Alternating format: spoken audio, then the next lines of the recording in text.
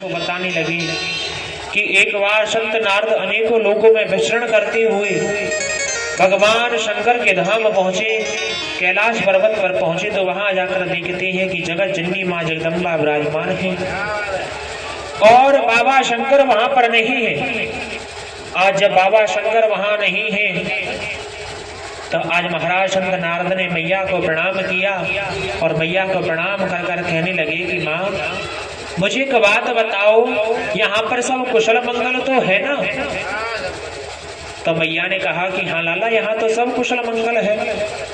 कि मैया झूठ बोल रही हो या सत्य बता रही हो?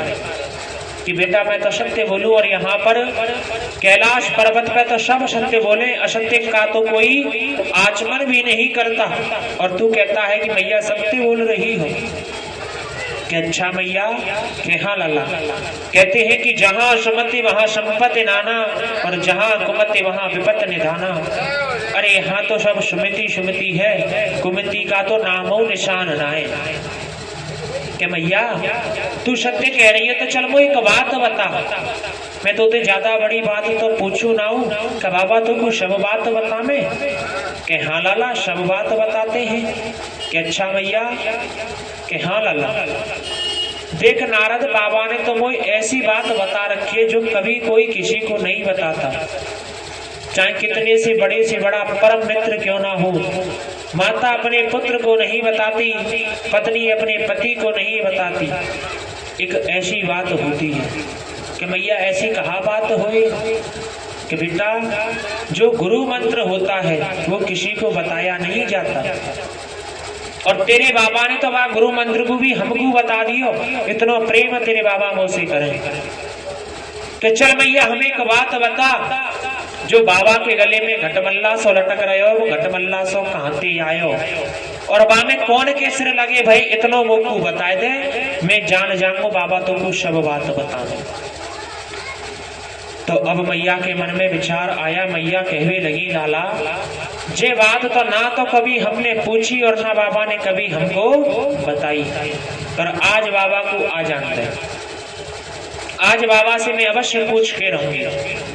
संत नारद कहने लगे मैया तेरो काम तू जाने, मोए का परी फिर मोते केगी के लाला आयो और लड़ाई करवाए के हमें चलो जाक मैं मैया मैं तुमने कछु कहू ना रहो, ते मर्जी हो तो पूछ लियो और ना मर्जी तो बिल्कुल मत पूछियो। इतना कह के संत नारद वहां से प्रस्थान कर गए और जाते जाते कहने लगे कि मेरा काम तो है गयो। ऐसा क्यों कहा? क्योंकि महाराज बाबा से मैया जब पूछेंगी तो बाबा को बताना पड़ेगा, कोई ना कोई नई कथा का प्रादुर्भाव अवश्य होगा। आज ऐसा विचार कर कर संत नारद वहां से प्रस्थान कर गए। जब बाबा समाधि को भगवान का भजन पूर्ण कर कर लौट कर आए तो कहते हैं महाराज कि जो मैया हमेशा हंसमुख रहती आज बाबा से विमुख बैठी है। कहते हैं कि लाख छुपाओ छुप नहीं सकता, राज है कितना गहरा और दिल की बात बता देता है असली नकली चेहरा। किसी महान भाव से हम बात करने के लिए जाएं या आप बात करने के लिए जाओ और उसके मन में बात ना करने की हो तो आप उसके चेहरे को देखकर समझ जाओगे कि ये ऊपर मन से हमसे बात कर रहा है, यहाँ से चलने में ही फायदा है। आज महाराज जो मैया हमेशा हंसमुख रहती आज विमुख बैठी है। बाबा कहने लगे अरे भाग्यवान कहाँ है गयो? अरे नित्य प्रति तो हमारे काजे जब हम आते तो लोटा भर के भांग ला भाई, आज का है गयो? आज तो तेने जीव ना पूछी आए गए ना आए, कम से कम आज भांग ना सही कम से कम पानी की तो पूछ लेती। आज महाराज मैया कहने लगी कहा कह रही है पानी की पूछ लेती। अरे जे शुक्र बनाओ तुमसे मैं बोली ना बोई बहुत मानी। अरे निखालस झूठ बोलो, कभी भी सत्य ना बोलो, हर समय असत्य को आचमन करते रहो और कहते हो कि पानी की भी ना पूछी।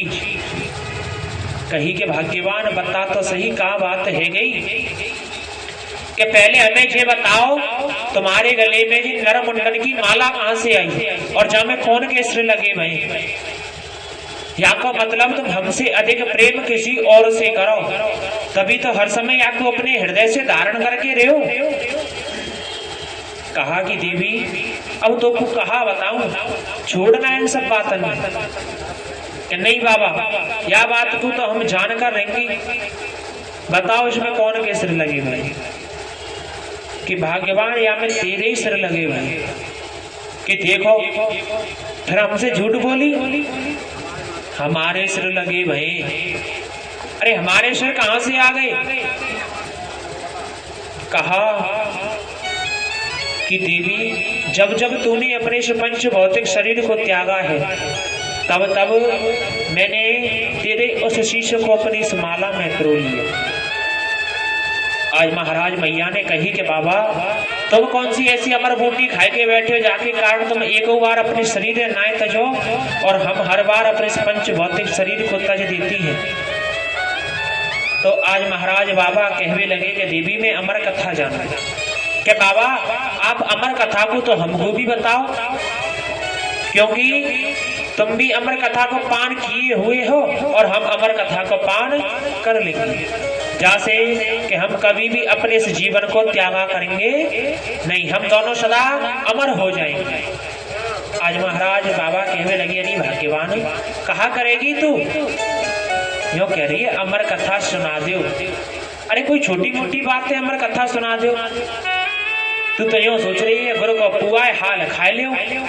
अरे ये अमर कथा है, बहुत बड़ा ग्रंथ है, यहाँ सहज ना सुन पावे हर एक कोई, और ना आज तक मैंने काऊ को सुनायो कि बाबा हमको सुना दो। अब तो महाराज मैया जिद करने लगी ना बाबा हम तो सुनेंगे, और यदि तुम नहीं सुना तो आज से तुम्हारा भोजन पानी बंद। आज महाराज कहते हैं राज हट, त्रिया हट और बाल हट ये अपनी पर आ जाए तो इनके मन का काम करना पड़ा। मैया जिद पर अड़ गई, या मैया जिद करने लगी तो आज बाबा ने कही कि देवी इस जगह नहीं, हम किसी निर्जन पर्वत पर चलते हैं, वहां हम आपको इस अमर कथा का पान अवश्य कराएंगे। आज महाराज बाबा शंकर मैया को साथ में लेकर निर्जन पर्वत की ओर जाने लगे। जब रास्ते में जा रहे हैं तो जो बाबा का श्रृंगार है, गले में सर्प है, बिच्छू है, गंगा जी जटाओं में विराजमान है, उनको उनके यथा स्थान पर विराजमान करते हुए बाबा निर्जन पर्वत पर चले गए, जिसे हम आज अमरनाथ पर्वत के नाम से जानते हैं। आज महाराज जब निर्जन पर्वत पर पहुंचे तो वहां जाकर अपने डमरू की डंकार करने लगे। जब डमरू की पहली डंकार की तो आज उड़ने वाले जीव जंतु वहां से उड़कर चले गए, और जब डमरू की दूसरी डंकार की तो महाराज रेंगने वाले जीव वहां से रेंग कर चले गए, और जब डमरू की तीसरी डंकार की तो जितने शेष बचे थे वो संपूर्ण जीव जंतु उस स्थान से प्रस्थान कर गए। बाबा ने एक सुंदर सा आसन लगाया, व्यास पीठ लगाई एक वट वृक्ष के नीचे, वहां पर बैठ गए। महाराज उस स्थान पर बैठे तो उस स्थान पर बैठकर मैया से कहा कि देवी देखो कथा तो हम एक ही शर्त पर सुनाएंगे, क्योंकि जब कहते हैं कि ढोल में डंकारो ना हो और बात में हुंकारो ना हो तो कछु बात कहने में आनंद ना आए। जब जब हम तुमको कथा सुनाएंगे और तुम हुंकारे देती रहोगी देवी, तब तक तो कथा चलती रहेगी, और जब तुम्हारे हुंकारे बंद हुए उसी समय कथा का पूर्ण विराम हो जाएगा, फिर उससे आगे कथा का रसपान तुम नहीं कर पाओगी कि स्वामी हमें मंजूर है। आज महाराज जहां बाबा ने व्यास पीठ लगाई थी वहां पर एक शिव शावक का घोंसला था, जो तोती गर्भवती थी। जब डमरू की पहली डंकार हुई तो उसका गर्भ छीण हो गया, और डमरू की दूसरी डंकार हुई तो वो अंडा फूट गया, उसमें से एक नवजात शिशु बाहर आ गया, और जब डमरू की तीसरी डंकार की तो उस नवजात शिशु में प्राण आ गए, सोचने समझने की सामर्थ्य आ गई। बाबा ने कथा प्रारंभ की, मैया बीच बीच में हुंकारे देती रही। एक दिन व्यतीत हुआ, 2 दिन व्यतीत हुए, 3 दिन व्यतीत हुए, 4 दिन व्यतीत हुए। आज महाराज मैया को कथा को सुनते सुनते इतनी गहरी नींद आई, इतनी गहरी नींद आई कि आज मैया के खर्राटे चालू, मैया सोने लगी। जब मैया सो गई तो उस सुख सावक के मन में विचार आया कि अब तो जो ये कहानी सुना रहे थे, बड़ी सुंदर कहानी चल रही थी, ये देवी बार बार हुंकारे दे रही थी, हूं हूं कर रही थी, अब ये सो गई। तो वह सुख सावक ने मैया की नकल कर कर आज हुंकारे देना उसने प्रारंभ कर दिया। बाबा ने सोचा मैया हुंकारे दे रही है और बाबा कथा को सुनाते जा रहे हैं, सुनाते जा रहे हैं। आज महाराज जब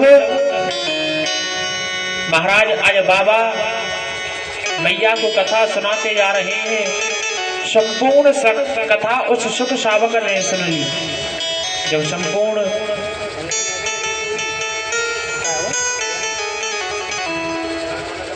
संपूर्ण कथा उस सुख सावक ने सुनी, सुख सावक ने सुनने के उपरांत आज महाराज बाबा ने जोर से जयकारा लगाया कि बोल गोविंद भगवान की। आज जैसे ही हुंकारा लगाया, जयकारा लगाया तो मैया की नींद खुल गई। मैया कहने लगी बाबा कहाँ भयो? अरे तुम तो कथा सुना रही, फिर रुक कैसे गई? बाबा ने कही देवी कहाँ कह रही है? अरे मेरी कथा का तो पूर्ण विराम हो गया कि बाबा मैं कथा नहीं सुन पाई। अरे मुझे गहरी नींद आ गई और मैं कथा सुनते सुनते सो गई। जब ऐसा सुना कि कथा सुनते सुनते सो गई तो बाबा इधर उधर देखने लगे कि हुंकारे किसने दी। तो उनकी दृष्टि उस सुख सावक पर पड़ गई। जब उस सुख सावक पर उनकी दृष्टि पड़ी तो आज महाराज उन्होंने अपना त्रिशूल उठाया और त्रिशूल उठाकर सुख सावक को मारने के लिए बाबा शंकर दौड़ पड़े। आज दौड़ते दौड़ते वैशंपायन जी के आश्रम, वेद व्यास जी के आश्रम पर पहुंचे।